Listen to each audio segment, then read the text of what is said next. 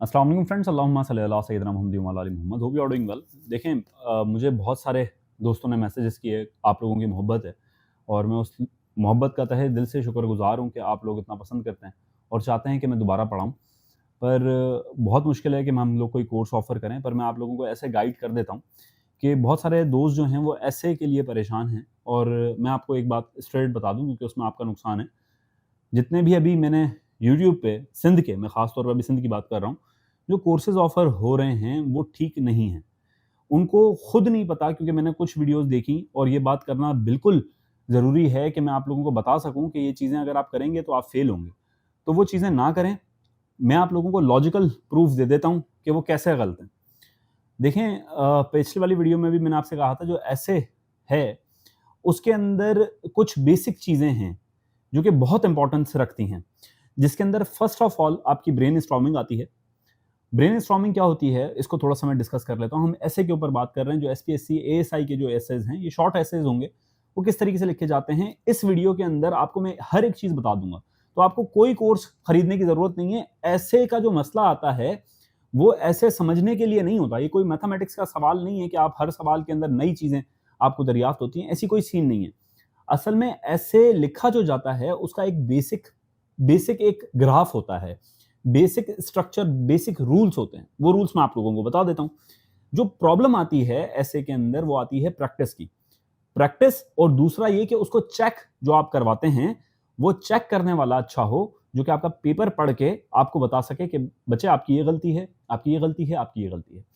आपने अगर 1000 क्लासेस भी सुन ली ऐसे की, तो आपको लिखना नहीं आएगा जब तक आप खुद नहीं लिखते। तो ऐसे के साथ यही प्रॉब्लम है, जब भी सीएसएस, पीएमएस में ऐसे के अंदर बहुत ज़्यादा बच्चे फेल होते हैं। अब मसला यहाँ पर आता है कि स्टूडेंट्स क्या कर रहे हैं, कि स्टूडेंट्स ऐसे की क्लासेस के अंदर भाग रहे हैं, बनिस्बत इसके कि उनको भागना चाहिए कि कोई एक चेकर मिल जाए उनको, कि जो उनका ऐसे है वो पढ़े और उसमें ग्रामेटिकल मिस्टेक्स देखे, उसका जो बेसिक पैटर्न होता है वो देखे, और उस पैटर्न को देख के वो अपनी जजमेंट दे, बताए कि भाई आपकी ये गलतियां हैं, आप उसको सही करें। इसकी एक एग्जांपल मैं आप लोगों को दूं कि ये ऐसा ही है, ऐसे की क्लासेस लेना, सिर्फ जहां पर आपको हर एक दिन नया टॉपिक बताएगा कोई टीचर, और वो बताएगा कि इसको ऐसे ऐसे लिखते हैं। ये ऐसे ही है कि मैं आप लोगों को ड्राइविंग स्कूल में भर्ती करवाऊं, और ड्राइविंग स्कूल के अंदर मैं सिर्फ और सिर्फ आपको वीडियो लेक्चर्स दिखाता रहूं, गाड़ी को चलवाऊं नहीं। तो जब तक आप गाड़ी के अंदर बैठेंगे नहीं और चलाएंगे नहीं, आपको आएगा नहीं। ऐसे ही स्विमिंग पूल के अंदर मैं आपको स्विमिंग क्लासेस दूं, पर मैं स्विमिंग पूल के बाहर खड़ा होकर आपको बताता रहूं ऐसे हाथ मारने, ऐसे पाँव मारने, तो आपको उतरना पड़ेगा। तो ऐसे भी ऐसे ही है। तो और जब आप उतरेंगे तो आप उल्टे सीधे हाथ पाँव मारेंगे, तो टीचर आपको बताएगा कि आपने ये हाथ पाँव सही नहीं मारे, और ऐसे। तो आई थिंक जो रिकॉर्डेड लेक्चर्स वाला एक स्कैम है हमारी सोसाइटी के अंदर, मैं किसी एक टीचर का नाम नहीं ले रहा, पर आप लोग सब जानते हैं कि बहुत सारे टीचर्स हैं जो कि बहुत गलत कर रहे हैं स्टूडेंट्स के साथ, और सिंध के साथ कोई नया बात नहीं है, ये हमारी सिंध के साथ, और जो खास तौर पे जो हमारे एजुकेशन सिस्टम है उसके अंदर इस टाइप के ही हमारे पास प्रोडक्ट्स आए हैं, जो कि इंटेलेक्चुअल माइंड दूर दूर तक नहीं है, उनके लिए बहुत अलग है। ये बातें जो मैं कर रहा हूँ, ये समझ में नहीं आती उन लोगों को। तो इसका सबसे पहला आता है ब्रेनस्टॉर्मिंग। ब्रेनस्टॉर्मिंग आप करते हैं कि आप अपने आइडियाज जनरेट करते हैं रिलेटेड टू स्पेसिफिक टॉपिक्स, ठीक है? और वो किसी और के आइडियाज से नहीं आते, वो जब आप खुद मेहनत करते हैं तब आते हैं। और ब्रेनस्टॉर्मिंग, जैसे फॉर एग्जांपल मैं आपको इन्फ्लेशन इन पाकिस्तान के ऊपर बात करूं, तो आप ब्रेनस्टॉर्म करेंगे कि इन्फ्लेशन इन पाकिस्तान किस तरीके से होती है। इसकी भी एक टेक्निक है, मैं बताता हूं आपको। देखें, इसके लिए पेस्टल एक वर्ड याद करें, P for political, E for economy. इस टाइप से आप जब गूगल पे सर्च करेंगे, आपका होमवर्क है कि वो क्या बनता है पेस्टल। तो आप पहले पॉलिटिकल इश्यूज देखें इन्फ्लेशन के, फिर इकोनॉमिकल इश्यूज देखें क्या बनते हैं, फिर लीगल इश्यूज देखें। इस टाइप से आप आगे उसको लेके चलें। तो पेस्टल एक वर्ड याद रख लें और आपके दिमाग में आ जाएगा, यार पेस्टल मैंने लिखा है, और पेस्टल के अंदर पहले मैंने पॉलिटिकल डिस्कस करना है इस टॉपिक का, फिर इकोनॉमिकल डिस्कस करना है, फिर सोशल डिस्कस करना है। इस टाइप से आप ब्रेन कर लेते हैं इस टेक्निक को। ये कुछ टेक्निक्स हैं जो कि हर ऐसे के अंदर फॉलो होती हैं। ऐसे ही स्वॉट एनालिसिस भी आप कर सकते हैं। ऐसे ही उसकी आप जो है और टॉपिक के ऊपर, इस टॉपिक पे तो नहीं लगेगी ये जो टेक्निक है, कॉस्ट बेनिफिट एनालिसिस आप उसके ऊपर ला सकते हैं। तो मतलब ये बहुत सारी टेक्निक्स हैं जो कि किसी भी एक ऐसे को प्रोडक्ट बना के आप लोगों के सामने लाती हैं। इसको ब्रेन स्टॉर्मिंग टेक्निक के अंदर डिस्कस किया जाता है। मैं और भी इसके ऊपर वीडियोस बनाऊंगा। अब आ जाते हैं दूसरी पार्ट पे, जो कि आता है आपका आउटलाइन। और तीसरा जो आपका मेन स्ट्रक्चर आता है, जिसके अंदर आप बॉडी पैराग्राफ लिखते हैं, आप इंट्रोडक्शन लिखते हैं, कंक्लूजन लिखते हैं, वो ये तीसरा एक मेजर पार्ट आ जाता है। पर ये तीन मेजर पार्ट्स के अंदर ऐसे आपका डिवाइड हो रहा होता है। अब जो आपका लिखनी होती है आउटलाइन, उसके अंदर यहाँ के टीचर्स को मेरी तो समझ में नहीं आता वो किस तरीके से आप कह सकते हैं कि आपको ऐसे पढ़ाना या पढ़ना आता है, जबकि आपको थीसिस स्टेटमेंट का ही नहीं पता कि थीसिस स्टेटमेंट किस भला का नाम है। आप जो वीडियोस अपलोड करते हैं उसके अंदर थीसिस स्टेटमेंट का नामो निशान नहीं होता कि थीसिस स्टेटमेंट है क्या, और बहुत सारे स्टूडेंट्स को नहीं पता। तो थीसिस स्टेटमेंट कुछ स्टूडेंट्स या कुछ राइटर्स आपका आउटलाइन में लिखते हैं और कुछ राइटर्स आपका इंट्रोडक्टरी पैराग्राफ में लिखते हैं। थीसिस स्टेटमेंट क्या होती है दोस्तों, कि वो आपका क्रक्स होती है, वो आपका स्टांस होती है कि आपने कौन सा स्टांस उठाना है और कौन सा स्टांस आपने लेके आगे चलना है। ये आ गई थीसिस स्टेटमेंट। थीसिस स्टेटमेंट को लिखने के बहुत सारे तरीके हो सकते हैं, वो आप थोड़ा सा सर्च करें, मैं आपको टॉपिक्स बता रहा हूँ कि ये टॉपिक्स बहुत इंपॉर्टेंट है। अब थीसिस स्टेटमेंट के अंदर आपने घुस नहीं जाना कि आपने बस थीसिस स्टेटमेंट परफेक्ट लिख लेनी है। आपने थीसिस स्टेटमेंट लिखी, उसके बाद आप क्या करते हैं, आप अपना टॉपिक सिलेक्ट करते हुए दो चीजों का ख्याल रखते हैं कि ये जो टॉपिक है ये डिस्क्रिप्टिव टॉपिक है या आर्गुमेंटेटिव ऐसे है। ये दो मेजर टाइप्स हैं ऐसे की, एक डिस्क्रिप्टिव टाइप है, एक आर्गुमेंटेटिव टाइप है। तो मैं मशवरा ये दूंगा कि आप आर्गुमेंटेटिव ऐसे इसको ज्यादा प्रेफर करें। और इसके अंदर भी दो तरीके से आउटलाइन लिखी जाती है। वो पहला तरीका ये है कि आप खूबसूरती के लिए, मैं ये नहीं कह रहा कि ये हार्ड एंड फास्ट रूल है, पर देखें जब स्टडी आप करते हैं तो आपको ये सारी चीजें खुल के सामने आती हैं।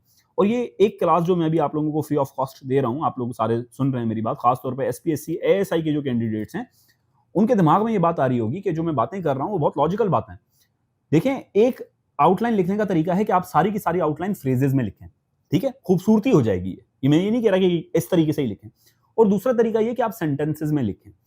अब सेंटेंसेस में लिखने का एक अलग चार्म है, पर इन दोनों को अगर आप मोल्ड एंड फोल्ड करेंगे, कभी कुछ लाइंस आपने फ्रेजेस में लिख दी, कुछ लाइन आपने सेंटेंसेस में लिख दी, तो अच्छा इंप्रेशन नहीं जाएगा एग्जामिनर के ऊपर। उसको लगेगा कि आप बिल्कुल एक आप जो है वो कॉमन मैन हैं, आपको टर्मिनोलॉजीज का नहीं पता ऐसे की। तो आपने इस चीज का ख्याल रखना है ऐसे के अंदर। अब आ जाते हैं इंट्रोडक्शन के ऊपर कि इंट्रोडक्शन किस तरीके से लिखा जाए। देखिए इंट्रोडक्शन, अब मैं आपको जैसे इवन मैं बहुत सारी चीजों पे बहुत हैरान हूं कि एक चीज का आप जवाब नहीं भी देते और फिर भी आप कहते हैं कि जी ये चीज ऐसे होगी। मैं किसी एक टीचर्स की बात कर रहा हूं जो अभी पढ़ा रहे हैं, क्योंकि मैं बहुत ज्यादा डिसहार्ड भी हूं, बहुत ज्यादा गुस्सा भी हूं, क्योंकि मुझे वीडियोस ये जैसे मैं आप लोगों के सामने बना रहा हूं, इसको बनाने का मकसद ये है कि बहुत सारे स्टूडेंट मिसगाइड हो रहे हैं। तो देखें, अगर मैं आपको ये बात कह रहा हूं कि जी कोहेरेंस होनी चाहिए, ठीक है, और कोहेरेंस का पता नहीं है कि कोहेरेंस होती क्या है, फिर भी मैं कोहेरेंस को डिफाइन करके कह दूं कि ये कोहेरेंस है, तो वो नहीं होगी कोहेरेंस एग्जाम में, उसके ऐसे के अंदर। अब कोहेरेंस कनेक्टिविटी होती क्या है, किस तरीके से बनेंगी इंट्रोडक्शन के अंदर, तो उसके पैरामीटर्स हैं कुछ। जब आप पढ़ते हैं, बगैर पढ़े टीचिंग मत स्टार्ट करें। मैं सारे जो हमारे स्टूडेंट्स हैं या जो हमारे टीचर्स हैं, मैं उनसे ये रिक्वेस्ट कर रहा हूं कि भाई आप पढ़ाएं। आप भले 10,000 नहीं 20,000 फीसेस लें स्टूडेंट से, आपका हक बनता है, पर पहले खुद तो पढ़ लें। आप मतलब आप 90s के लेक्चर्स उठा के आप ये बोल रहे हैं कि जी हमने इतनी अचीवमेंट्स की और ये किया वो किया। अब अगर हम बताना स्टार्ट करें कि हमारी क्या क्या अचीवमेंट्स हैं, फेलियर्स भी हैं भाई। हम कोई फरिश्ते नहीं हैं, हम कोई अरस्तू नहीं हैं, हम तो ज़मीन से जुड़े हुए लोग हैं। पर आप मैनिपुलेट करके स्टूडेंट्स को मिसगाइड करें तो ये मुनासिब बात मुझे नहीं लगती कि मुनासिब किसी भी एंगल से है। तो मिसगाइड मत करें स्टूडेंट्स को, पहले खुद पढ़ लें फिर आप आगे पढ़ाएं। कि 90s के आप अपने रिकॉर्ड्स उठा के बता रहे हैं जब कंपटीशन ही नहीं होता था, और वहां पर आके आप बोल रहे हैं कि जी ये चीज़ें हैं और हैं। तो अब 2024 के अंदर आपको ये टेस्ट पास करके दिखाएं तो हम माने। तो कंपटीशन तो अब बहुत ज़्यादा है, तो स्टूडेंट्स उस तरीके से पास नहीं होंगे, अब उनको पढ़ना पड़ेगा। तो ये टेक्निक्स चेंज हो चुकी हैं। खैर, मैं आप लोगों से बात कर रहा था इंट्रोडक्शन की। तो इंट्रोडक्शन को कोहेरेंस बनाने के लिए स्टेप बाय स्टेप फॉर्मेट होता है। जैसे फॉर एग्जांपल, अगर मैंने फनल अप्रोच के थ्रू इंट्रोडक्शन स्टार्ट किया, लिखा है, तो फनल अप्रोच के अंदर होता यह है कि आप टॉपिक को ब्रॉड करते हो पहले, ठीक है, टॉपिक को ब्रॉड करके फिर नैरो करते हो, ठीक है। अब ब्रॉड कैसे करते हैं, नैरो कैसे करते हैं, ये सुनना।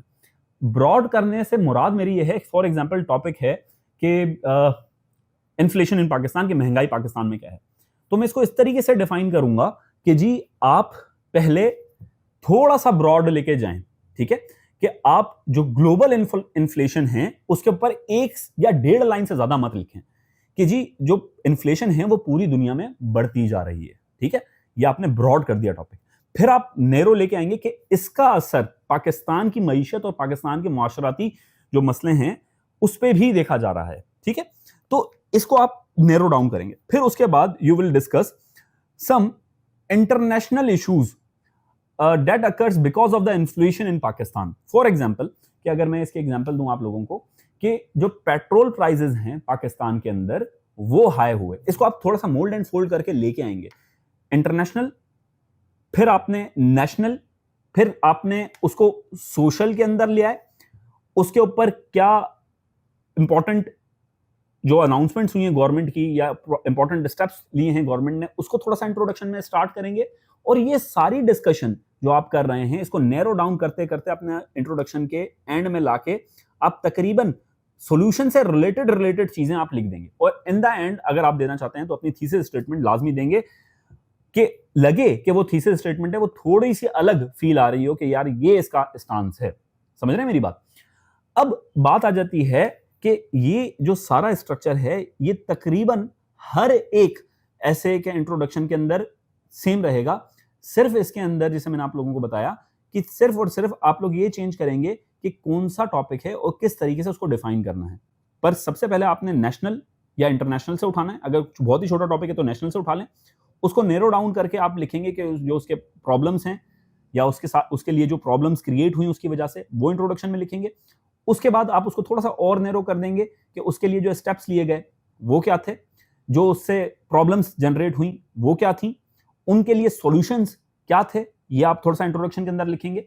और इन द एंड उसका जो वे फॉरवर्ड है वो आप लिख के अपनी थीसिस स्टेटमेंट के अंदर जाके इंट्रोडक्शन को क्लोज अप कर देंगे। ये थी basic information related to introduction of essay.